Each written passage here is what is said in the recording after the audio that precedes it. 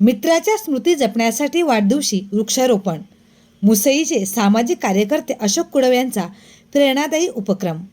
मुसळी गावातील सामाजिक कार्यकर्ते अशोक कुडव यांनी यंदाचा वाढदिवस अत्यंत वेगळ्या आणि समाजाला प्रेरणा देणाऱ्या पद्धतीने साजरा केला.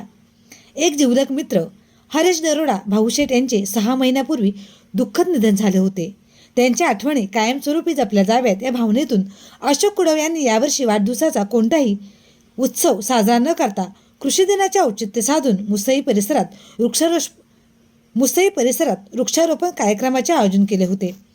मित्राच्या स्मृती केवळ मनातच नव्हे तर निसर्गाच्या रूपानेही जिवंत राहाव्यात हा संदेश या उपक्रमातून देण्यात आला.